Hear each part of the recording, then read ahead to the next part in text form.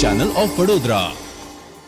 Nylon પાવભાજીના સ્થાપક એવા સ્વર્ગસ્થ દિનુ કાકાને પરિવારજનો દ્વારા અનોખી રીતે અંજલિ અર્પણ કરવામાં આવી।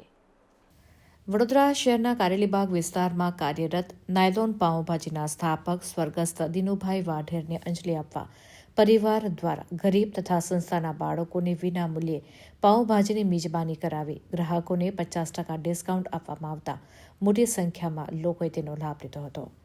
વડોદરાના મુક્તાનંદ રોડ ઉપર આવેલી નાયલોન પાવભાજી સમગ્ર શહેરમાં પ્રખ્યાત છે। નાયલોન પાવભાજી એટલી પ્રખ્યાત છે કે માત્ર વડોદરામાં જ નહીં પરંતુ અન્ય શહેરોમાં પણ તેની ખૂબ જ ડિમાન્ડ છે।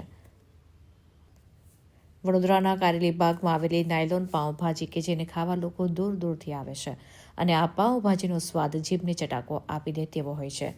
સ્વર્ગસ્થ દિનુભાઈ વાઢેરે વડોદરાના કારેલીબાગ વિસ્તારમાં વુડા સર્કલ પાસે નાયલોન પાવભાજીની એક નાનકડી શરૂઆત કરી વડોદરામાં નાયલોન પાવભાજી પ્રખ્યાત કરી હતી।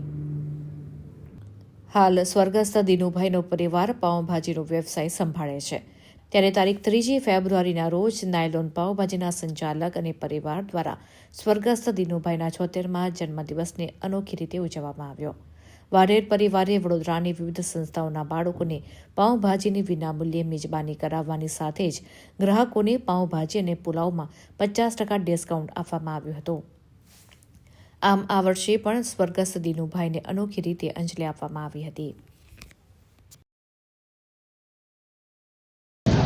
આજે આપણે છેલ્લા જે 4 વર્ષથી કરીએ છીએ મારા ફાધર છે એમની બર્થડે નિમિત્તે તો આજે ગ્રાહકો માટે 50% ડિસ્કાઉન્ટ છે અને જે સેવાકીય પ્રવૃત્તિ અમારે કરવાની હતી બધી જેવી કે અનાથ આશ્રમ છે બધા વૃદ્ધાશ્રમ ત્યાં અમે બધે જમવાનું પહોંચાડી દીધું સવારથી ચાલુ જ છે જેમ કે બાલ ગોકુલમ છે અહીંયા આપણે આર્યકન્યા કસ્તુરબા વિદ્યાલયમાં અત્યારે જમે છે છોકરાઓ તેમજ વેલસન બેન્કર છે વાઘોડિયા રોડ ઉપર એક શાળા છે સમમાં વેમાલી પ્રાથમિક શાળામાં જમાડ્યું સવારે અમે તદુપરાંત આજુબાજુની ઝૂંપડપટ્ટીના બાળકો છે એમને પણ દુકાનમાં બેસાડીને અમે ખવડાવ્યું હતું આજે